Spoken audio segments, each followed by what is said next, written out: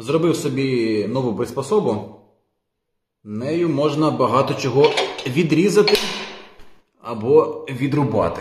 Як ви знаєте, я трохи експериментую з ковальством, бо саме виготовлення обладунків, яким я займаюся, не є ковальством. Іноді мені дуже не вистачає саме ковальських приспособ, і ось одна з них, яку я давно хотів зробити, все якось не доходили руки, але зробив. Ось мені треба було виготовити маленькі такі клепки. І знаєте, оце бігання, підрізання або відрізання болгаркою вже мене трошки доконало. Я вирішив зробити приспособу. І так вийшло, що коли я відрубую такі детальки, то ось це якраз від вирубування. Бачите, якраз яка форма цікава, виходить, така пірамідка кльопана. Це клепка буде на шолом.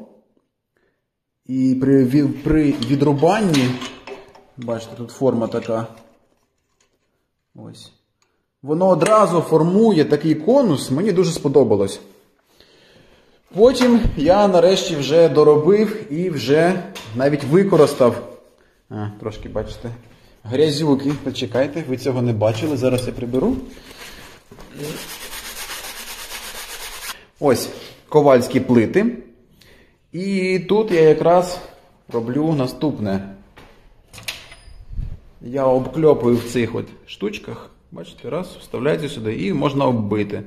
Зробити або таку круглу шляпку, або залишити конусною, зробити конусною. Ті, хто давно на каналі, знають, що я зробив цю ковальську плиту з 3 штук, які порізані були плазмою, здається. Да, плазмою порізка. Це було дешево, дешевше, ніж лазером при такій товщині.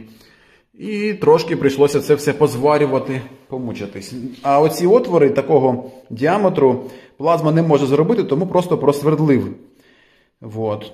Це просто вертикальний станок, вертикального свердління, де і все.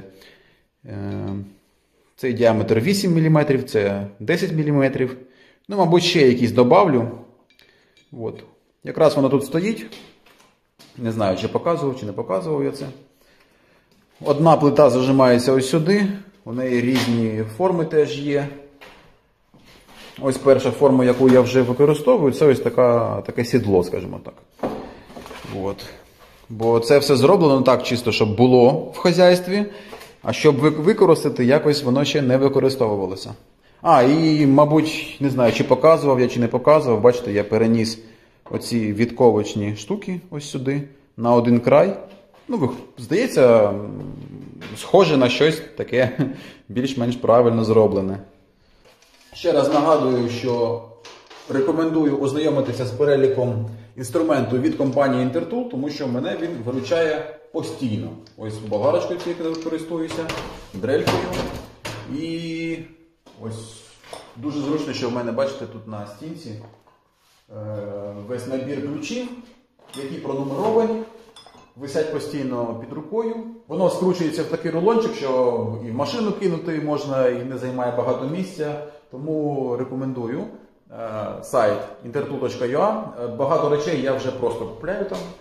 Там відрізні круги купляв, ліпісткові круги купляв на болгарку. Нормально працює. Але мене підкупили реально патрони на дрель. Якби там можна було патрони до автомату купляти, то було б ще, мабуть, краще. Але поки що патрони на дрель, бо їхня ціна була досить невеликою. Тому я вже набрав собі 10 штук про запас. Бо на дрельках зазвичай патрони – це те, що перше вилітає, а потім вже ламається щось інше. Тому ще раз рекомендую заглянути на сайт intertool.ua, щоб прицінитися і вибрати щось, що сподобається. Оці штуки у мене це від ресори. У мене валяються старі ресори, вони мають певний розмір, і якраз під них, під цю ширину зроблені оці частини. Бачите, воно виймається. Оце зубило, по суті. Вот. І можна ще інше вставляти. Ось, наприклад, у мене просто звичайна П-образна форма. Ось. Просто площина. Теж сюди.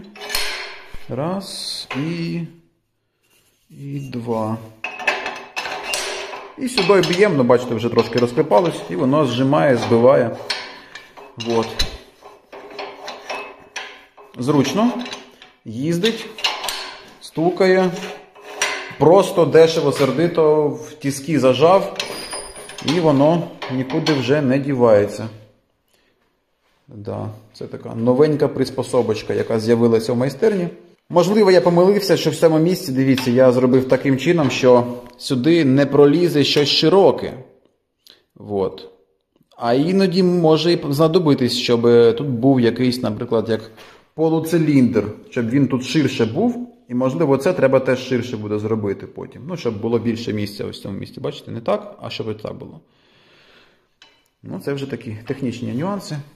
Ось ще одна штука. Вона вже оформлює або квадрат, або циліндр. Нею теж треба бити молотком, руками просто. Хоча можна таке саме приспособити і під молот. Бачите, стоїть поки що без діла. Просто він від 3 фаз, і коли немає світла, він не працює взагалі ніяк. А оскільки світло вимикають досить часто, то поки що молот чекає свого майбутнього. От. Тут все просто, бачите, квадратик і циліндрик.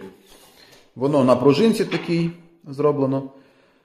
Тут ще так я зробив, щоб воно позиціонувалося, бачите? Воно не може ні в боки, отак я не можу його похитати. І також упори є, ну, ззаду і спереду, що отак воно теж не їздить. Тому виходить досить рівно, нікуди не дівається. От, а завдяки пружинці воно постійно тут знаходиться на місці своєму. От. Оцю штуку, мабуть, краще робити трохи довшою. Тут сантиметрів так, 30, ну, мабуть, 40 треба робити. Да, у мене якась така звичка все це кріпити саме в лещата, бо якось в кузнях прийнято, що це все кріпиться не в лещатах, а в ось такий квадратний отвір, типу як на ковадлі або ті самі ковальські пластини. Сюди якраз шпірак або така приспособа заганяється і під рукою. Ну, поки що я до цього не дійшов, не доріс. Коли в ковадлі, коли в ось такому трошки квадратному ділі, щось мені здається, що буде трошки люфта і буде приспособа хитатися, і це незручно. Хоча треба зробити, попрацювати і тоді зробити висновки. Бо не зря ж люди чомусь користуються, роблять постійно. Да? І з середньовіччя це пішло. От. Можливо, для деяких робіт люфт не важливий. Ну, наприклад, для цього дійсно люфт не важливий, для такого. От. Це коли ребра робите або з обладунку, рихтуєте щось на обладунку, то там буває треба точність і треба, щоб вже нічого не хиталося. Щось мене стали регулярно питати, чим я знімаю, якими саме відеокамерами. Якщо цікаво, можу зняти окреме відео, де розкажу, чим саме знімаю. Бо якраз саме зараз я знімаю на телефон. Це так, чисто до інформації. До речі, у мене тут трошечки обновили молотки. Зробили їх. Ручки постійно ламаються, то підчистили. Бачите, красиво зробив. У мене тут знайомий, який запропонував, давай я оновлю деякі, бо вже поламалися. От. Красиво. Люблю, коли роблять, знаєте, що воно і працює, і потім ще і естетично зроблене. Ось теж старий молоток був, зараз він ось такий красивий. Да, молодець, молодець. До речі, да, ось цей на груді молоток може трошки смішно виглядає, але реально, коли під рукою у вас все, замічаю, що часто користуюсь, замість того, що, наприклад, звідси йти кудись там туди, або якщо я в цій кімнаті, де зазвичай такі молотки не лежать, тут більш така важка робота в цій кімнаті відбувається, то зручно, коли оце під рукою завжди, воно маленьке, легеньке, то нормально. З цим можна якось жити. Це у нас тут вівтар дикого полювання. Да, бачите, навіть з'явились такі штуки. Ну то то просто знайомий дав. Попросив відшліфувати, то ми зробили. От це якісь гільзи великі, да? Наскільки я розумію, то там хочуть зробити щось цікаве, корисне, красиве з цих ось... Це гільза, мабуть, да? Якийсь предмет декору хочуть зробити і продавати, а виручені гроші, ну, звичайно ж, пустити на волонтерство. Тобто не просто заробити, а якби з користю для хлопців. Коротше, коли зроблять щось, вже дороблять, бо в нас попросили чисто відшліфувати, далі я думаю, що треба щось цікавіше зробити. Як зроблять, я теж додатково розкажу, що де, як можна це придбати, або що з нього зробити, або до кого звернутися. Ось, теж був такий експериментик. Це не я робив, знайомий зробив, в якого є трошки хисту до красивих речей. Це якраз відрізано від цієї штуки. І такий от браслетик. Зараз я вдіну. Чути по моєму голосу, що я трошки уставший, да? Бо якраз тільки закінчив працювати. І голос не такий, як зазвичайне відео повинно бути якогось блогера.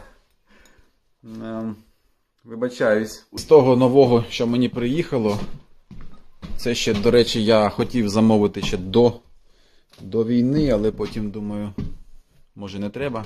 Коротше, ось Павло Козак зробив мені ось такий кольчужний койф. Просто я регулярно на фотосесіях якихось буваю, ну, у себе. І іноді шоломи без підшоломника, а так кольчужний койф накинув на себе, накинув шолом, відфоткався і віддав. Прикольно. Прикольна така форма. Як буде фотосесія, то вже буду використовувати і цю штуку. Одразу воно підшито до підшоломника, інакше не буде працювати. Ну, щоб ви розуміли, бачите? Це така пом'якшувальна штука. Ось, да. І ще у нас іде розробка